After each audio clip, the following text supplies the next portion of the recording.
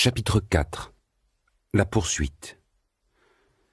Les cris hystériques des femmes avaient cessé. Les sifflets de la milice ne perçaient plus les tympans. 2 ambulances avaient emmené l'une à la morgue, le corps décapité et la tête tranchée, l'autre, la belle conductrice de tram, blessée par des éclats de verre. Des balayeurs en tablier blanc avaient fini de balayer les éclats de verre et de recouvrir de sable les taches de sang, alors qu'Ivan Nikolaïevitch, qui était retombé sur son banc après avoir essayé d'atteindre le tourniquet, restait toujours prostré. Plusieurs fois, il avait essayé de se lever, mais ses jambes ne lui obéissaient pas. Son logis avait été pris d'une espèce de paralysie. Le poète s'était rué vers le tourniquet dès qu'il avait entendu les premiers hurlements et avait vu la tête rebondir sur la chaussée. Cela l'avait tellement chamboulé que, retombant sur un banc, il s'était mordu la main jusqu'au sang. L'Allemand fou, bien sûr, il l'avait complètement oublié. Et il n'essayait de comprendre qu'une chose. Comment il pouvait être possible que, voilà, il avait été juste là, à l'instant, en train de parler avec Berlioz, et 1 minute plus tard, la tête. Des gens bouleversés couraient dans l'allée devant le poète, poussant des exclamations, mais Ivan Nikolaïevitch ne comprenait pas leurs paroles. Or, brusquement, 2 femmes se heurtèrent devant lui, et l'une d'elles, le nez pointu et la tête nue, cria à l'autre, juste sous l'oreille du poète, « Anouchka, notre Anouchka de la Sadovaya, c'est elle qui a fait ça.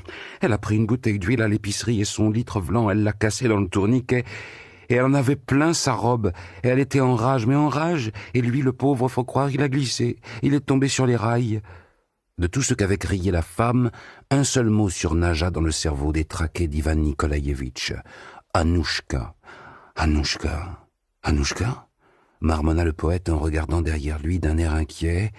« Permettez. » Au mot Anouchka s'accolèrent les mots bouteille d'huile, et puis ensuite, bizarrement, Ponce Pilate. Le poète écarta Ponce Pilate et se mit à retisser la chaîne, en commençant par le mot Anouchka. Cette chaîne eut au fait de se lier et le ramena sur le champ au professeur fou. « Pardon, mais c'est lui qui avait dit que la réunion n'aurait pas lieu parce qu'Anouchka avait renversé de l'huile et comme par hasard, elle n'aurait pas lieu. Et plus encore, il avait dit carrément que Berlioz serait décapité par une femme. Oui.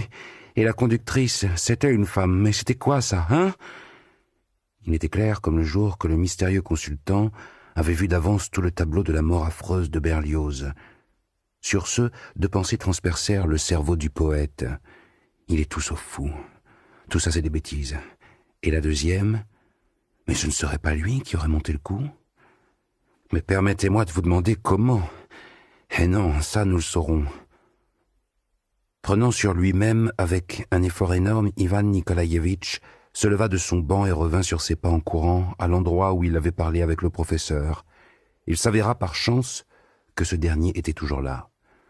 Les réverbères s'étaient déjà allumés sur la rue Bronaïa, une lune dorée illuminait les patriarches, et, à la lumière, toujours trompeuse de la lune, Ivan Nikolaïevitch eut l'impression que l'autre se dressait là en tenant sous l'aisselle non pas une canne, mais une épée. Le mendiant chef de chœur à la retraite s'était assis à la place précise qu'occupait naguère encore Ivan Nikolaïevitch lui-même. À présent, le chef de chœur s'était affublé d'un pince-nez manifestement inutile et auquel manquait carrément un verre, tandis que l'autre était fendillé. Cela rendait le citoyen à carreaux encore plus dégoûtant qu'au moment où il avait indiqué à Berlioz la direction des rails.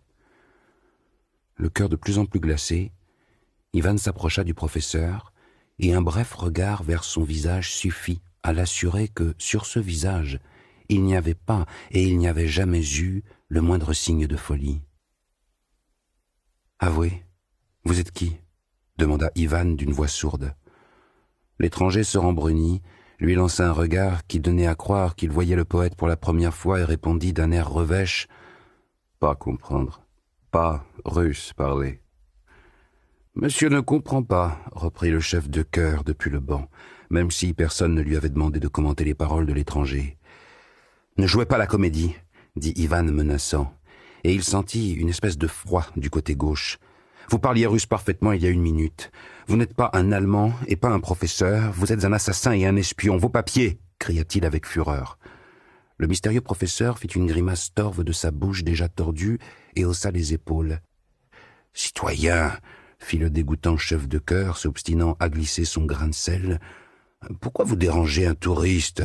C'est puni sévèrement, ça. » Quant au professeur suspect, il prit un air arrogant, se détourna et entreprit de s'éloigner d'Ivan.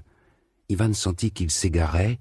Haletant, il s'adressa au chef de chœur. « Eh, citoyen, aidez-moi à arrêter le criminel, c'est votre devoir !» Le chef de chœur s'anima au plus haut point, bondit et se mit à hurler. « Lequel de criminel? Où il est? Un criminel étranger ?» Les petits yeux du chef de chœur lancèrent des étincelles joyeuses. « Celui-là? Si c'est un criminel, la première chose est de crier au secours, sinon il va filer. Alors on crie ensemble, d'un coup. » Et là, le chef de chœur ouvrit grand ses mâchoires. Ivan, éperdu, écouta le chef de chœur mendigo et cria « Au secours !» Mais le chef de chœur l'avait berné. Lui, il n'avait rien crié du tout. Le cri solitaire et rauque d'Ivan ne produisit guère de résultat. Deux demoiselles tressaillirent et s'écartèrent de lui, et il entendit « Il est saoul !»« Alors tu es son complice !» cria Ivan, cédant à la colère. « Tu te moques de moi ou quoi? Laisse-moi passer !» Ivan se jeta vers la droite, le chef de chœur aussi, vers la droite. Ivan, vers la gauche, le salopard fit la même chose. « C'est exprès que tu te mets dans mes pattes !» cria Ivan de plus en plus enragé. « C'est toi que je vais remettre à la milice !» Ivan fit une tentative pour saisir la canaille par la manche, mais il rata son coup et ne happa que de l'air. Quant au chef de chœur, il s'était juste évaporé. Ivan poussa un cri, regarda au loin et vit le détestable inconnu. Il atteignait déjà la sortie du côté de la ruelle du patriarche et il n'était pas seul. Le plus que suspect chef de chœur avait eu le temps de le rejoindre. Et ce n'était pas tout. Le troisième de cette compagnie s'avérait être un chat, sorti d'on ne sait où, gros comme un cochon, noir comme de la suie ou comme un freux et doté d'un vraisemblable moustache de hussard. Le trio se dirigeait vers les ruelles des patriarches et le chat avançait sur ses pattes de derrière. Ivan se lança à la poursuite des criminels et réalisa tout de suite qu'il serait très difficile de les rattraper. Le trio parcourut la ruelle en moins de 2 et se retrouva rue Spiridonovka. Ivan avait beau presser le pas, la distance entre ceux qu'il poursuivait et lui ne diminuait pas du tout. Et le poète n'avait pas eu le temps de reprendre ses esprits qu'après la paisible Spiridonovka, il se retrouva aux portes Nikitsky, où sa situation devint plus critique encore. Là, dans la cohue, Ivan bouscula quelques passants, fut insulté. Quant à la bande des malfaiteurs, elle décida en outre d'avoir recours à un procédé bien connu des bandits, la dispersion. Le chef de chœur s'accrocha au passage avec une grande agilité à un autobus qui roulait vers la place de l'Arba et disparut. Ivan, qui avait perdu l'un de ses fugitifs, concentra son attention sur le chat et vit ce chat étrange s'approcher du marchepied de la motrice A qui attendait à son arrêt, repousser avec un aplomb une femme qui se mit à hurler, s'agripper à la main courante et même tenter de refiler à la contrôleuse une pièce de 10 kopecks par la fenêtre, laquelle était ouverte parce qu'il faisait très lourd. La conduite du chat frappa tellement Ivan qu'il resta cloué devant l'épicerie du coin de la rue et, là, il fut une deuxième fois, mais bien plus encore, frappé par l'attitude de la contrôleuse. Celle-ci, à peine avait-elle vu le chat grimper dans le tramway, prise d'une colère qui la faisait même trembler, s'écria « C'est interdit aux chats! Pas de chat dans les wagons! Zou! Descends ou j'appelle la milice !» Ni la contrôleuse ni les passagers n'avaient été frappés par le fond de l'affaire. Non pas qu'un chat grimpe dans un tramway, ce qu'on aurait pu encore admettre, mais qu'il s'apprête à payer. Le chat se révéla être un animal non seulement solvable, mais discipliné. Au premier cri de la contrôleuse, il cessa de monter, redescendit du marchepied et se figea à l'arrêt, se frottant les moustaches avec sa pièce de 10. Mais à peine la contrôleuse eut-elle tiré le cordon et le tramway fut-il reparti que le chat fit ce que fait toute personne qui se voit refuser l'accès à un tramway qu'elle a quand même besoin de prendre. Laissant passer devant lui les 3 wagons, le chat bondit sur la plateforme arrière du dernier en agrippant de la patte l'espèce de boyau qui pendait de la paroi et fouette cocher, ce qui lui fit économiser sa pièce de 10 kopecks. Occupé qu'il était par ce chat détestable, Ivan faillit perdre le plus important des 3, le professeur. Mais par chance, celui-ci n'avait pas eu le temps de filer. Ivan aperçut le béret gris dans la foule au début de la rue Bolchaïa Nikitskaya, désormais rue Herzen. En un clin d'œil, Ivan s'y retrouva aussi, mais il n'eut pas de succès. Le poète avait beau presser le pas, s'être mis à courir, à petite foulée, jouant des coudes au milieu des passants, il ne se rapprochait pas d'1 centimètre du professeur. Tout accablé qu'il fût, Ivan restait quand même sidéré par la vitesse surnaturelle de la poursuite. Et il ne s'était pas écoulé 20 secondes qu'ayant laissé derrière lui les portes Nikitsky, Ivan Nikolaïevitch fut aveuglé par les lumières de la place de l'Arba. Quelques secondes encore, et il se retrouvait dans une espèce de ruelle sombre au trottoir défoncé, où Ivan Nikolaïevitch se cassa la figure et s'abîma le genou. Une autre grande rue illuminée, la rue Kropotkin, puis une ruelle, et puis l'Ostojenka, et encore une ruelle, morne, sale et quasiment sans éclairage, et c'est là qu'Ivan Nikolaïevitch perdit définitivement celui dont il avait tellement besoin. Le professeur avait disparu.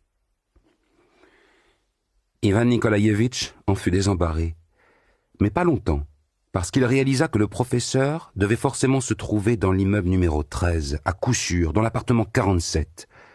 Se ruant dans l'entrée de l'immeuble, Ivan Nikolaïevitch bondit jusqu'au premier étage, trouva tout de suite l'appartement et sonna avec impatience. Il n'eut pas longtemps à attendre. Une petite fille d'environ 5 ans ouvrit à Ivan Nikolaïevitch, et sans rien demander aux visiteurs, repartit, Dieu sait où. Dans le vestibule immense, délabré à l'extrême et très faiblement éclairé par une toute petite lampe à arc fixée sous un haut plafond noir de crasse, il vit un vélo sans pneus pendu au mur, un bahut gigantesque bardé de fer, et sur une étagère au-dessus du porte-manteau, une chapka d'hiver dont les longues oreilles pendouillaient dans le vide. Derrière l'une des portes, à la radio, une voix masculine hurlait avec rage on ne sait quel poème. Ivan Nikolaïevitch, loin de perdre ses moyens en cette situation inédite, se précipita tout droit dans le couloir en raisonnant ainsi. C'est évidemment dans la salle de bain qu'il s'est caché. Le couloir était sombre. Tâtonnant le long des murs, Ivan vit un petit ray de lumière en bas sous une porte, trouva à l'aveuglette la poignée et appuya dessus, pas trop fort. Le crochet céda, Ivan se retrouva au milieu de la salle de bain et il se dit qu'il avait eu de la chance. Mais ce n'était pas de cette chance-là qu'il avait besoin. Ivan fut assailli par une bouffée de chaleur moite, et à la lumière des charbons qui brûlaient dans le poêle, il vit de grands baquets pendus au mur et une baignoire toute constellée d'effrayantes taches noires dues aux écaillures de l'émail. Et donc, il vit se dresser dans cette baignoire une citoyenne toute nue, couverte de savon et tenant à la main sa filasse. La citoyenne plissant ses yeux myopes en direction d'Ivan qui venait de faire irruption et le prenant manifestement pour quelqu'un d'autre dans cet éclairage infernal, chuchota joyeusement « Kiriouchka, mais arrêtez de faire l'idiot, vous perdez la tête ou quoi? Fiodor Ivanovitch sera là d'un moment à l'autre. Filez-moi d'ici tout de suite. » Et elle menaça Ivan de sa filasse. Le malentendu était patent. Et c'était évidemment lui, Ivan Nikolaïevitch, le fautif. Mais il n'eut aucun désir de le reconnaître, et non sans avoir lancé dans un cri de reproche un « Ah, la débauchée !» Il se retrouva aussitôt, allez savoir pourquoi, dans la cuisine. Là, il n'y avait personne, mais dans la pénombre, sur la cuisinière, il vit près d'une bonne dizaine de réchauds primus éteints.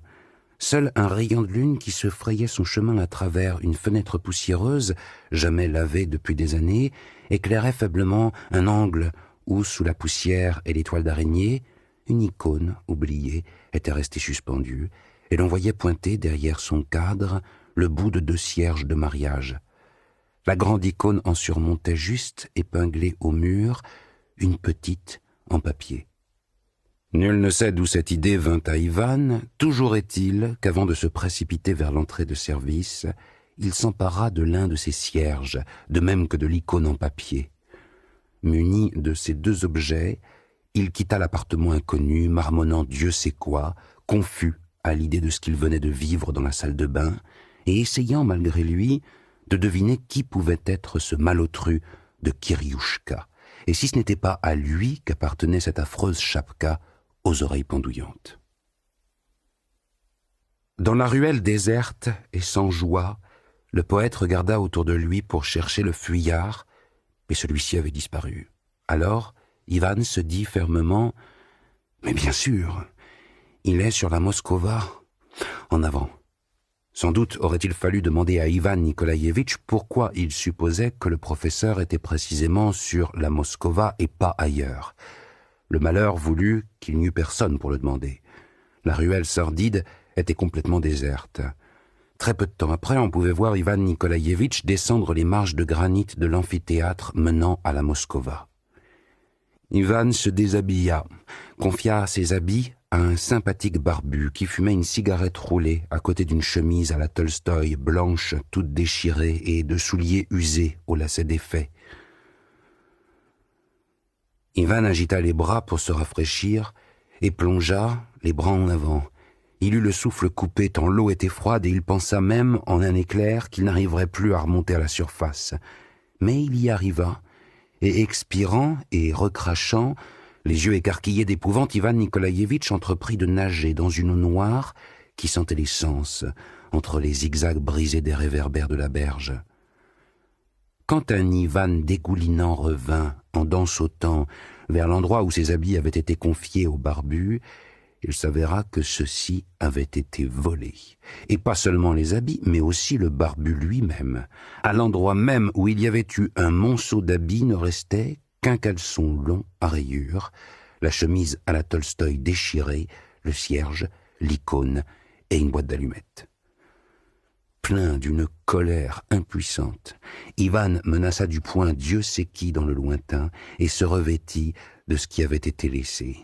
Là, deux considérations l'inquiétèrent. D'abord, sa carte de membre du Massoli, dont il ne se séparait jamais, avait disparu. Et ensuite, arriverait-il à traverser Moscou sans encombre dans un tel état? On a beau dire, en caleçon, bien sûr, qui est-ce que ça regardait? Mais quoi, si quelqu'un allait faire une remarque ou l'arrêter? Ivan arracha les boutons du caleçon, là où il se boutonnait aux chevilles en se disant que de cette façon il pourrait passer pour un pantalon d'été. Il prit l'icône, le cierge et les allumettes et se mit en route, se parlant à lui-même.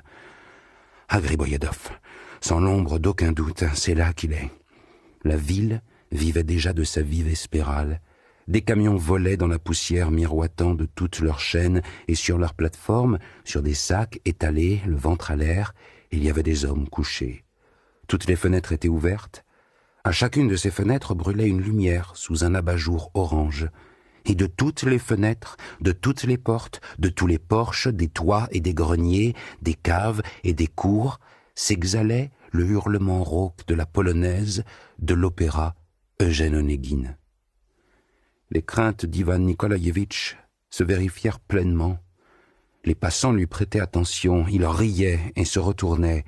En conséquence, il prit la décision de quitter les grands axes et de ne passer que par les petites ruelles où les gens vous embêtent moins et où il y a moins de chances qu'ils viennent asticoter un homme pieds nus et le pousser à bout avec leurs questions sur ce caleçon qui refusait obstinément d'avoir l'air d'un pantalon.